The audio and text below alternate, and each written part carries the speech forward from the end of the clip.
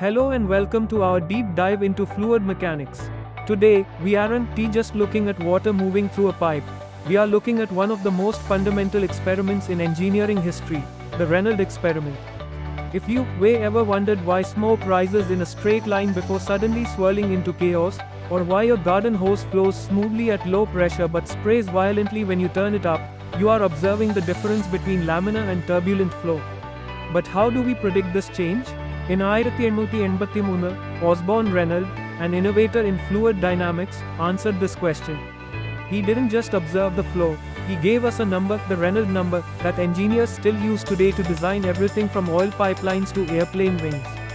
By the end of this video, you will understand exactly how his experiment worked and the math that governs it.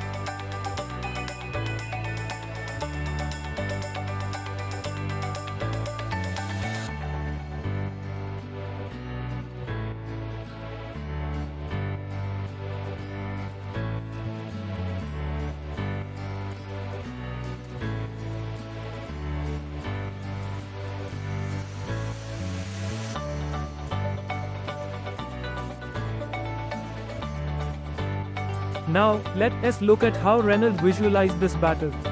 His setup was elegant in its simplicity, consisting of four main components. First, the supply tank. This is a large water tank containing a constant head system. It is crucial that the water level remains steady so the pressure doesn't fluctuate during the test. Second, the dye reservoir. A small container sits above the main tank filled with a colored liquid, usually potassium permanganate or a simple ink. Crucially, this dye must have the same specific weight, density, as the water so it doesn't sink or float, it simply flows. Third, the glass tube. A long, transparent tube runs horizontally from the tank. This is our stage, where the action happens. And finally, the regulating valve at the end of the tube. This is our accelerator. By turning this valve, we control the velocity of the water. As we open it, speed increases.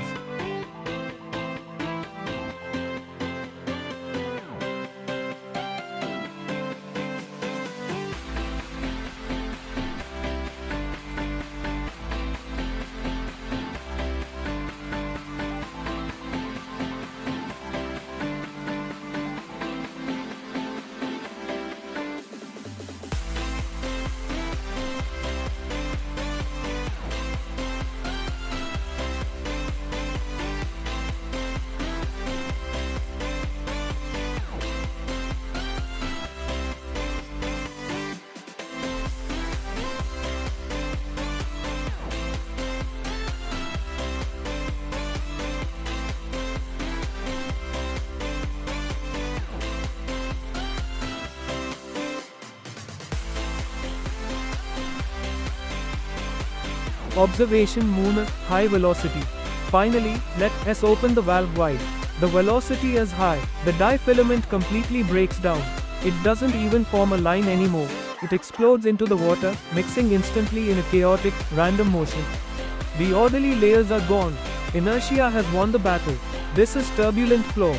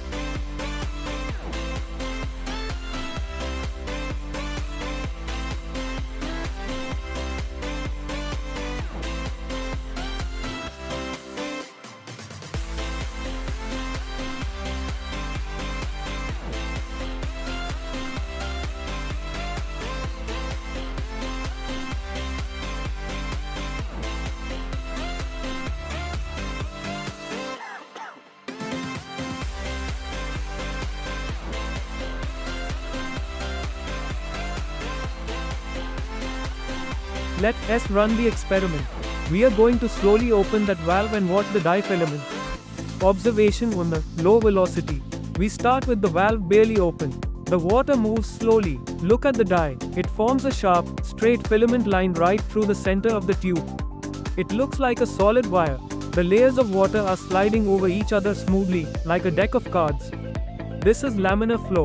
The viscous forces are dominant here, keeping everything in line. Observation 2. Medium velocity. Now, let us crack the valve open a bit more. The velocity increases. Watch the dye line, it starts to waver. It is no longer straight, it is wiggling, creating a wavy pattern. The dye is starting to diffuse slightly into the surrounding water. We have entered the transitional zone. The inertia is starting to challenge the viscosity.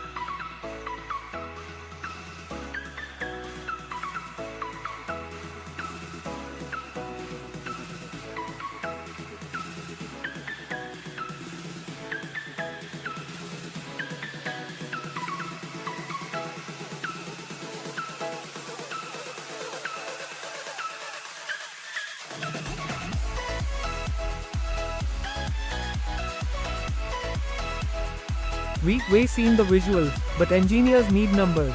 We can just say it looks wavy. We calculate the Reynolds number for these specific velocities. Reynolds established specific ranges that apply to flow in a circular pipe. Kurava 2000, if your calculation results in a number less than 2000, you are in the laminar range. The flow is predictable and steady. Kudadal 4000, if the number is greater than 4000, you are in the turbulent range. The flow is chaotic and mixing aggressively. 2000 kurava kurava 4000, in this middle ground, we have transitional flow. It is unpredictable. The flow might switch back and forth between laminar and turbulent. Engineers usually try to avoid designing systems in this range because of that unpredictability.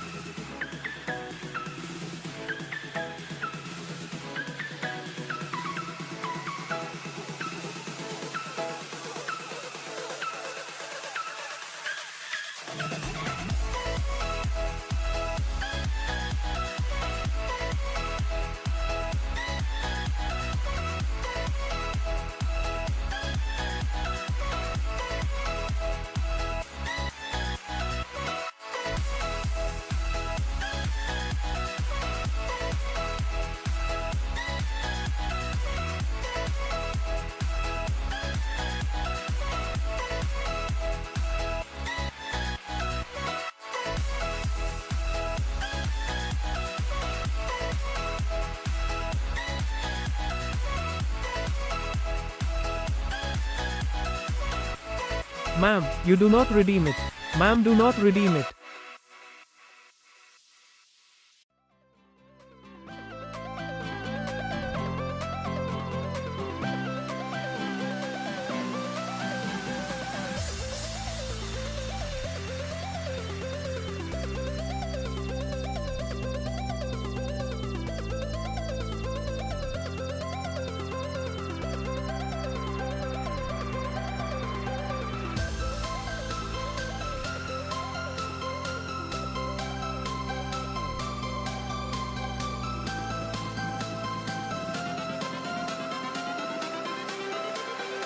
Everything changes.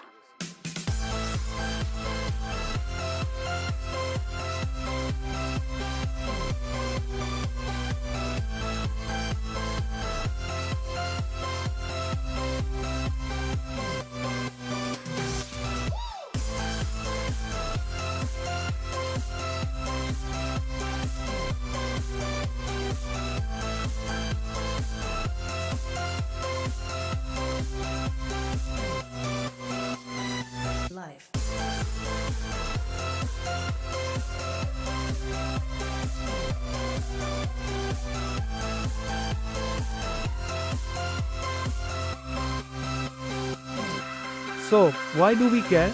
If you are designing a pipeline to transport oil, you generally want laminar flow because it has less friction, meaning you save money on pumping costs.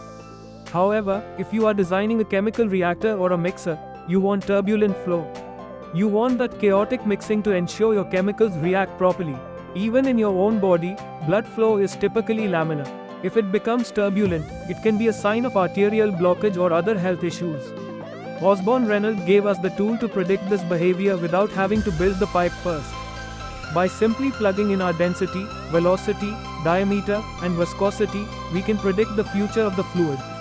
Thank you for watching this detailed breakdown of the Reynolds experiment. If you found this helpful, hit that subscribe button for more engineering deep dives.